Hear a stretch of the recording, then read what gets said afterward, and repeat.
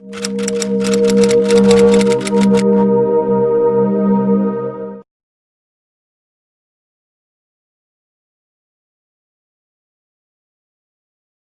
un tema interesantísimo porque con lo que nos estamos topando es con una transgresión. La mayoría de la gente cuando ve la película, la impresión que se queda es que hay una transgresión de lo que es el texto bíblico, de que no se parece la película al texto bíblico, de que si yo me siento a leer la historia de Noah, ya sea que la considere historia o mito o cuento o como sea, de cualquier manera la impresión que me queda es una y lo que van a ver en la película es otra. Me encantó un comentarito que salió por aquí en esta crítica de la jornada. No es la jornada, digo, ya se sabe que tiene que ser antijudío, ¿no? Entonces dice, por ejemplo, dice Aronofsky y su co-guionista Ari Heller se han sentido en la libertad de rellenar el asunto con elementos inventados, como la presencia de unos transformers de piedra. Bien, eso fue una de las cosas que señalé en el artículo que escribí sobre esta película para Enlace. Si usted sale de la película pensando que Aronofsky se inventó quién sabe qué, de quién sabe dónde, entonces debo decirle que le hace falta leer mucho sobre lo que la tradición judía ha escrito sobre Noah. Lo que tenemos en el Génesis, en Bereshit, 3 capítulos, el relato del libro son 3 capítulos, 6, 7 y 8, más el 9, que es ya todo lo que Dios le dice a Noah después de bajar del arca. No es lo único que la tradición judía escribió sobre Noah.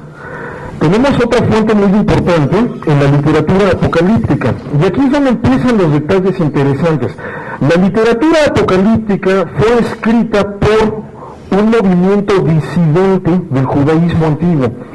Cuando se restaura el reino de Judea, a partir del año 539, que Ciro el Persa permite que se reconstruya Judea como nación,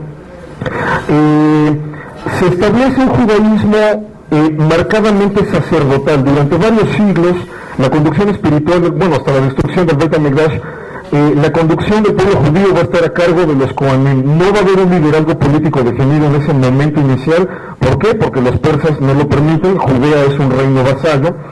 Entonces, toda la conducción religiosa y política básicamente va a quedar en manos de los Kohanim. Esto solamente va a cambiar hasta después de la guerra macabea, pero estamos hablando de casi 400 años después. Entonces, estamos hablando de una época donde el judaísmo es bastante estable. En términos, digamos, políticos e institucionales, la situación es bastante tranquila, relativamente calmada, y sin embargo, sabemos que hubo una tendencia disidente, un grupo que consideraba que los Kohanim no estaban haciendo las cosas bien y que Dios tenía otros planes. Este grupo se fue radicalizando. Su última expresión, ya un vestigio más bien, porque esto es después de la guerra macabea, van a ser los cumranitas, quienes nos heredaron los reyes del Mar Muerto, y su gran aportación en este sentido a nuestra historia como cultura, como religión, como pueblo, es la literatura apocalíptica. Entonces, la literatura apocalíptica es verdaderamente fascinante en el sentido de que es una creatividad. ¿Por qué? Porque la literatura apocalíptica se expresa fundamentalmente en una literatura hermética. Entonces es fascinante la creatividad con la que estos señores literalmente, ellos sí se inventaron, vaya usted a saber de dónde, una gran cantidad de explicaciones en torno al texto bíblico. Aquí el problema era ese, y es importante para ver por qué sale una película como esta. Los babilonios describen básicamente casi todo nuestro patrimonio escritural. Todos los textos, lo que nosotros hubiéramos podido llamar Tanaj antes de la destrucción de Jerusalén, es distinto a lo que tenemos hoy. Lo que tenemos hoy es como Ezra, el escriba, y su generación reconstruyeron, literalmente reconstruyeron nuestro patrimonio de textos sagrados. En el mismo Tanaj encontramos referencias a libros que ya no existen. Por ejemplo, el libro de Yashar se escribe después uno en la Edad Media, pero el que anda circulando en internet y en varios lugares no es el original. Está el libro del profeta Natán, por ejemplo, así como hoy tenemos a Isaías, Jeremías, antes teníamos el libro del profeta Natán, de ese ya no existe. Están las crónicas del rey Salomón. Son, por ejemplo, textos que menciona la propia Biblia, que ya no están. ¿Qué les pasó? Simple, llegaron los babilonios, barrieron y adiós, perdimos muchísimo allí. Entonces, ¿qué hace Ezra y su generación? Tomar, o sea, todos los fragmentos que se recuperaron, o la memoria todavía conservada, porque estamos hablando de que entre la destrucción y la reconstrucción pasan como 50 años, entonces todavía debía haber gente que recordaba bien o que había aprendido de sus padres bien toda esta cuestión tradicional, y Ezra es el gran reformador del judaísmo en ese momento, de volverle a dar un orden y a darle una estructura. Tal y como nosotros conocemos, entendemos la estructura del Tanaj, Torah, Nevi'im, Ketuvim, viene de allí, del siglo VI antes de la era cristiana. Entonces, uno de tantos relatos que va a ser reconstruido y reelaborado por Ezra es justamente el de Noaj. Entonces, ya desde ahí tenemos la situación de que no tenemos las versiones originales, ni siquiera en el texto bíblico. Tenemos la versión tal y como fue restaurada. Ahora, después de la destrucción de Babilonia viene la discusión. ¿Quién es el que va a encargarse de la restauración de la Biblia? No es cualquier cosa. ¿Quién va a reconstruir la Biblia? Entonces, obviamente nosotros somos, digamos, espiritual e ideológicamente, el judaísmo es descendiente de la reconstrucción que hizo Ezra, pero la apocalíptica, la literatura apocalíptica, es la evidencia de que hubo un grupo que en ese momento dijo, no, esa no es la reconstrucción correcta, no es Ezra quien lo tiene que hacer, lo vamos a hacer nosotros. Entonces hay que entender que la literatura apocalíptica es, digamos, el proyecto que al final de cuentas fracasó, el proyecto de hacer otra Biblia en la antigüedad. Entonces es un tema bien complejo, fascinante, ya otro día seguramente platicamos de esto, pero entonces hay que entender que a la par de la tradición bíblica que nos hereda Ezra y que hoy preserva el judaísmo rabínico, existió otra tradición que todo el tiempo estuvo en pugna contra la oficial, una disidencia de decir, no, la verdadera Biblia es esta, la correcta escritura es esta. Y estaban rechiflados, porque bueno, cuando viene la guerra macabea se da un problema igual. Antíoco Epífanes también le da en la torre a todo el patrimonio escritural judío de ese momento, pero ahí sí ya hubo una ventaja. La comunidad judía de Babilonia y la comunidad judía de Alejandría no se vieron afectadas. Entonces, gracias a ello, ahí sí no hubo que restaurar nada más mandar a pedir las copias, porque estas comunidades tenían los textos y ahí no hubo afectación. Los apocalípticos son otra vez los que van a salir con el chistoso punto de no, eso no es lo correcto. Lo correcto es que Dios se me acaba de aparecer anoche y me dio una revelación y ya me dijo cómo hay que restaurarlo todo. Eso fue lo que salió diciendo un líder esenio radical, no sabemos su nombre, en los rollos del Mar Muerto solamente se le identifica como el maestro de justicia, este fue su rollo, de ahí se genera la ruptura que de donde sale la secta de Qumran, que tiene esta idea de que todas las escrituras que manejan los saduceos, los fariseos, los helenistas están mal. Las únicas que están bien son las que nos revelamos aquí, Dios en chiquito a nosotros, y están aquí. Y bueno, y de ahí vienen los rollos del Mar Muerto. Entonces, número uno, hay que entender que los rollos del Mar Muerto y toda esta tradición apocalíptica son la divergencia, la disidencia ideológica del judaísmo antiguo. ¿De dónde se sacó Darren Aronofsky una gran cantidad de elementos para la película? De la literatura apocalíptica. Por eso tan raro, o sea, por eso obviamente nosotros que estamos acostumbrados a que obviamente la tradición, bueno, para que se entienda, los partidarios de la apocalíptica estaban convencidos de que tenían que provocarse la guerra contra Roma, ya estamos hablando del siglo I de la era cristiana, para que entonces Dios trajera el reino mesiánico. Eran unos fervientes creyentes en que a Dios se le puede coaccionar o hasta chantajear si quieren. Entonces le apostaron, digamos, echaron toda la carne al asador, así en buen término hispanoamericano, le apostaron a eso y la perdieron. El judaísmo apocalíptico desaparece, se extingue por completo en la primera guerra contra Roma, entre el año 66 y el 73. Su influencia en ese momento fue literalmente tan perniciosa, tan perjudicial, que por eso ya cuando Yohanan Ben Zakkai y la siguiente generación de sabios empiezan a reconstruir un judaísmo sin Beit HaMikdash, sin casta sacerdotal dirigente, es decir, un judaísmo donde ya la conducción depende de los maestros, de los rabanim, y por lo tanto le llamamos judaísmo rabínico, una de las primeras cosas que van a hacer todas estas primeras generaciones de los Tanaim, que es como los conocemos en el Talmud, es dejar fuera completamente las ideas apocalípticas. ¿Por qué? Porque al final de cuentas fueron perjudiciales para el pueblo judío. Entonces, la apocalíptica queda desterrada de nuestra tradición. Por ello es que en nuestras escuelas de Torah, en nuestros cursos, en el Talmud Torah, cuando se prepara uno para Bar Mitzvah, enseñamos Torah, pero no enseñamos el libro de Enoch, por ejemplo, que es uno de los libros clásicos de esta literatura apocalíptica, y que es de donde Darren Aronofsky saca mucha información. Todo este asunto de los vigilantes, los transformes de piedra, viene de allí, viene del libro de Enoch. Entonces, no, al final de cuentas no es que Darren Aronofsky y Ari Hendel se pusieran a inventarle, no, se documentaron bastante bien. Es cierto, el tratamiento es bastante libre, digo, los vigilantes, estos personajes extraños que aparecen en la película, son lindísimos, uno termina encantado con ellos, fascinado con ellos. En la literatura apocalíptica son algo distinto, son muy oscuros, son ángeles caídos. En el libro de Enoch básicamente se trata de los ángeles que les encantaron las mujeres y se vinieron aquí porque querían andar con las mujeres humanas. Pero bueno, los personajes, los nombres de los vigilantes, los rollos que se manejan, todo lo sacó Aronofsky del libro de Enoch. Entonces, el problema aquí con lo que chocamos es que con nuestro concepto de texto sagrado.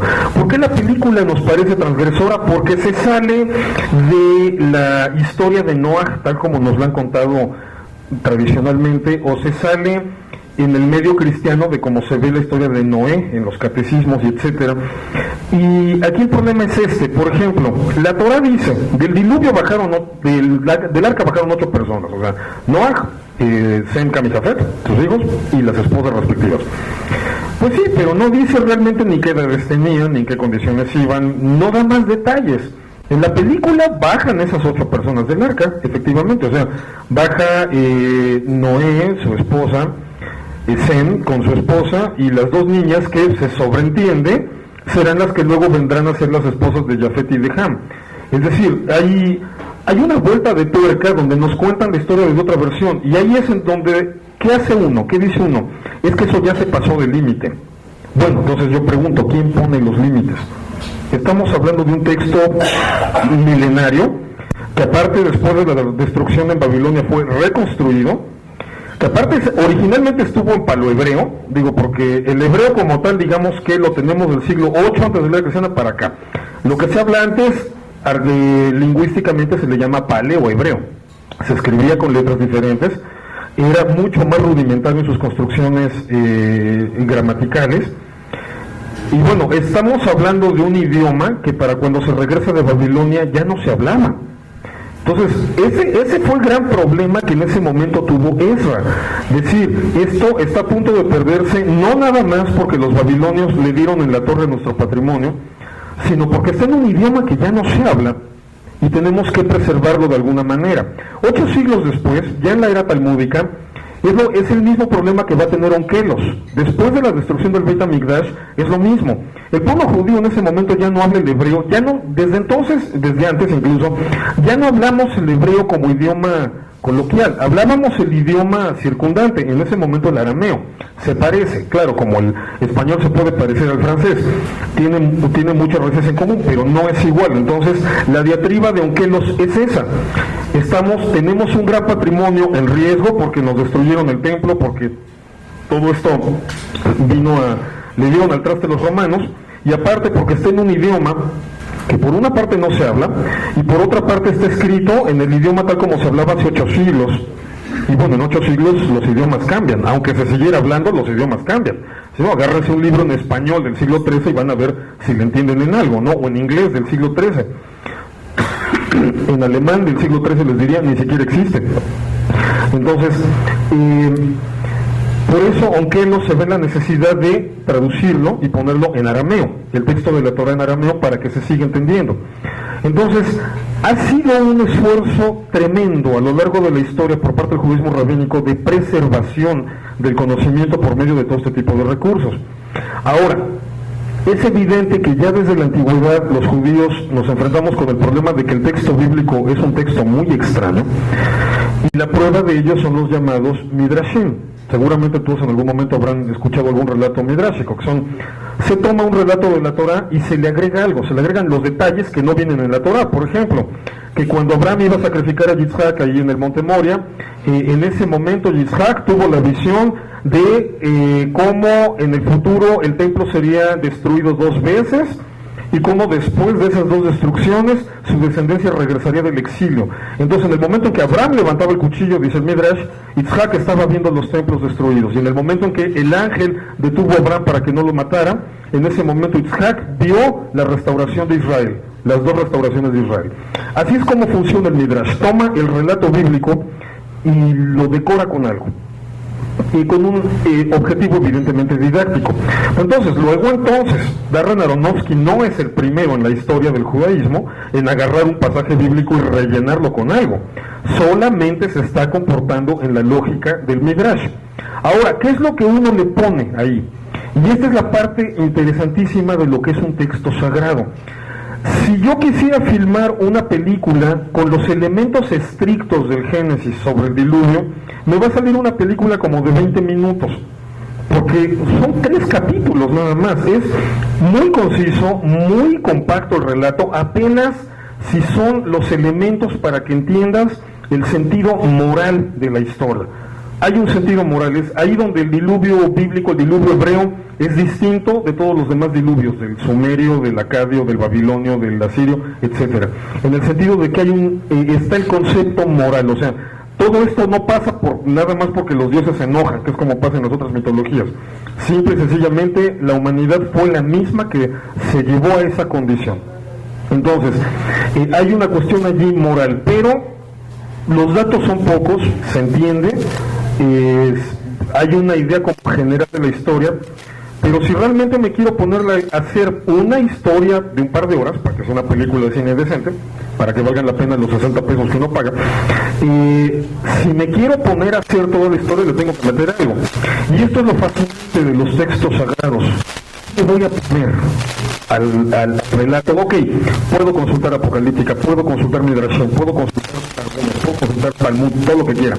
Pero al final de cuentas, yo le tengo que poner algo a la película. ¿Qué le voy a poner? Lo que traigo adentro de mí mismo. Las inquietudes de Noah en la película, o sea, estamos hablando de un choque de la industria irresponsable, representado en Tubal Caín, contra un vegetarianismo y ecologismo extremo, encarnado en Noah. Aquí la pregunta, por ejemplo, en este caso también tiene sentido. Tubal Caín es presentado en el texto bíblico como el inventor de la industria. La Torá lo dice textualmente, Tubal Caín fue el primero que empezó a forjar metales. Entonces, la Torá no dice que Tubal Caín y Noah se conocieran. Esto ya es un aspecto muy libre de Darren Aronofsky, pero tiene lógica, o sea, por las generaciones que pone la Torá, dice, bueno, es que sí podían haberse conocido. Y de haberse conocido, uno, según el texto bíblico, no según Aronofsky, uno es el ideólogo de la industria, el que trae el discurso de el ser humano tiene que progresar. En un momento que Tubal Caín discute con Ham y le está diciendo, ¿cómo es posible que tu papá defienda animales y deje que se muera la humanidad? ¡Está loco! O sea, por el amor de Dios, nosotros no somos animales, somos algo distinto. El Creador nos hizo superiores. Tenemos que comportarnos conforme a eso. Y tiene algo de razón. El problema es que Noah está presentado en ese extremo irresponsable, industria irresponsable. Pero en el otro caso está Noah diciendo, no, la humanidad ya que se la cargue el diluvio. Más allá de esta exageración interesante, de la que ahorita comento, pero lo cierto es que el texto bíblico sí nos presenta en Noah a un profeta de la destrucción. La película, lo cierto es que Noah, y las cosas fueron como lo dice la Biblia, sí fue alguien que llegó diciendo, señores, se nos acabó el tiempo, esto se va al caño, literalmente, porque fue con agua, esto se va al caño. Entonces, es el choque de estas dos ideologías, y Aronofsky lo maneja bastante bien, presentándonos en los dos casos, es insana. Aquí es muy interesante la personalidad de Noah. Sí, recibe la revelación. Efectivamente sucede el diluvio y por lo tanto sí se le concede el honor de considerarlo un profeta. Pero aquí es que en realidad en la película Dios nunca le dice nada a Noah. Jamás le dice una sola palabra. Todo es lo que él deduce. Todo el tiempo es lo que él está deduciendo. Y esta es otra de las preguntas con nuestros textos sagrados. ¿De verdad Dios nos ha dicho así las cosas? ¿O así es como nosotros las hemos ido entendiendo? ¿Por qué la Torah te puede decir, por ejemplo, no, si el tío no guarda Shabbat, lo apedreas? Bueno, ya nos estarían apedreando aquí justamente por haber llegado en coche, ¿no? O sea, si no se guarda Shabbat, piedriza. Que la mujer adúltera, piedriza. Que a estos los cuelgas, a estos los degollas. O sea, hay una serie de normatividades rudas, muy rudas. Tenemos, por ejemplo, también la Torah te dice las normas para comprar un esclavo, es decir, si estás de acuerdo con el esclavismo. La Torah le dice Dios al pueblo de Israel: llegan a Canaán y matan a todos, no dejen a ni uno vivo, bebés, mujeres, ancianos, todos, así, uno tras otro, a Dios. Incluso nuestra propia ética judía de hoy está en contra de eso. Es esta. O así lo fuimos entendiendo. Así lo entendimos en ese momento, cuando eso era formas normales de la sociedad. Por ejemplo, una cosa que me preguntan mucho luego en internet: ¿por qué Dios instituyó sacrificios de animales? Dios instituyó sacrificios de animales. Así era la religión en la antigüedad. Todas las religiones sacrificaban animales. Lo que nos dice Levítico es una nueva. No se trata de aplacar la ira de los dioses, se trata de manifestar tu arrepentimiento por tus errores. Lo que cambia es el significado del corbán, pero los corbanot, eso lo hacían todas las religiones. Entonces, esa es la bronca con los textos sagrados. Y bueno, y la Torah es el primer libro en literalmente. Entonces, pero me refiero, el sacrificio humano de animal no fue idea ni de Dios ni del pueblo de Israel. Era la forma normal en la que la religión se practicaba en aquellos tiempos. Entonces, ese es el gran problema del ser humano ante el texto sagrado. ¿Qué vas a hacer con el texto sagrado? ¿Quieres limitarte a lo que allí dice? Bueno, primera, el hebreo se escribe sin vocales. Así que limitarte a lo que allí dice ya es un problema por sí mismo. Es un idioma antiguo, que el paleohebreo, que la escritura cambió, que el texto luego fue destruido, reconstruido, etcétera, etcétera, etcétera. ¿Qué es lo que quieres hacer? ¿De verdad quieres asumir una postura fundamentalista y decir es que el texto dice nada más y no te salgas de allí? Bien, yo creo que eso está bueno para anticuarios, para gente que cuida objetos vivos, para los que cuidan las momias de Guanajuato, ponía yo en el artículo. Preservar lo pasado y lo antiguo y lo viejo tal como es, está bien para eso, pero no para un texto sagrado. Un texto que se queda en eso no le sirve a nadie.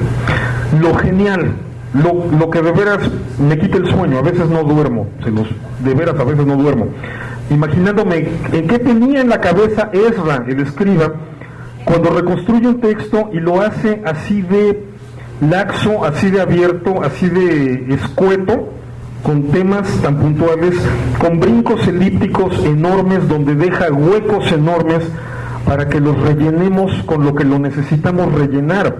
Darren Aronofsky, en eso tiene razón el artículo de la jornada, de repente pone un mundo más post-apocalíptico que prediluviano, es decir, una sociedad más parecida a la nuestra que a lo que nos imaginamos de la sociedad prediluviana. Pero de eso se trata. El texto sagrado es el reto a analizarnos a nosotros mismos, por eso sigue vigente. Entonces, es ahí donde, por ejemplo, incluso los rabinos del Talmud, ahorita retomando esta controversia que si es cuento, será historia, será leyenda, será que, los rabinos del Talmud lo dijeron: todo aquel que intente decir que estos relatos son literales, no es que no los ha entendido. O sea, no es una bitácora de lo que pasó en el pasado, por lo tanto Darren Aronofsky no tenía la obligación de filmar la bitácora de lo que sucedió en el pasado. Es un texto siempre abierto para que nosotros plasmemos allí la reflexión de lo que somos nosotros mismos. Y sospecho que por eso a mucha gente no le gustó la película, que lamentablemente nos presenta en una de nuestras facetas más negativas, y la postura de Noé es muy lógica. Decir, o sea, a ver, perdón, Dios me habló a mí, porque esto es lo que dice, no, ni modo, les voy a quemar el dato, pero es importante, por los que no lo han visto. Dios me habló a mí, y lo que yo entiendo es que la humanidad se tiene que acabar. Me escogió a mí porque sabía que yo iba a ser el único capaz de hacer el arca, guardar a los animales y una vez terminado este asunto, dedicarme a cuidar que todo siga caminando bien, y conforme nos vayamos muriendo, la humanidad se acabó, punto. Y a ver, niégamelo, no está en el texto bíblico, no lo dice así, pero tampoco dice que no. Entonces, son reflexiones interesantes, un Noé hiperneurótico, pero yo me pongo a pensar, si a nosotros nos tocara vivir una catástrofe similar, la desaparición de la especie humana, y solamente sobreviviéramos 8, es decir, 2/3 partes de aquí se tendrían que morir, solamente sobreviviéramos 8, díganme, ¿no sería justificable dedicarse un rato al alcohol, como el Noé de la película? Y eso sí está basado en el texto bíblico. ¿O no sería justificable una alta dosis de neurosis, de ver cómo todo lo que te rodea, todo lo que viste durante años y años, que sabes que fue así, simple y sencillamente ya se lo cargó la historia, ya no existe? Es decir, aquí la visión de un Noé así monolítico, que no cambia, que nada más está como loco haciendo el arca, sube a su gente, sube a los animales, se salva ya, Dios gracias, empezamos de nuevo. Eso es inhumano. Eso es inhumano. Un ser humano de verdad, un ser humano con sentimientos como somos, no se puede quedar impávido ante toda la destrucción. Y eso es lo interesante de este Noé. Se puede estar en contra o a favor, pero eso es lo rico de este Noé. Es un Noé que reacciona como humano, a que Dios nunca le habla. Un Noé que todo el tiempo tiene que estar deduciendo, interpretando. Igual que nosotros, sería muy fácil que Dios hablara y dijera, no pidas ese desayuno porque te va a hacer daño. No, todo el tiempo tenemos que estar tomando las decisiones nosotros. Entonces, eso es lo sabroso de esta película, o sea, nos pone contra lo que somos nosotros mismos como sociedad, como individuos, y basándose en muchas fuentes de la literatura judía, no se la sacó de la manga. Entonces, si no la han visto, vayan a ver, se las recomiendo ampliamente. Si ya la vieron, denle una leída al libro de Enoch, capítulo 6 al 36, ese fragmento es el llamado libro de los vigilantes. Es una lectura limitada todavía, pero les va a ayudar a ver la película en otra perspectiva. Enoch capítulo 6 al 36. Muchísimas gracias.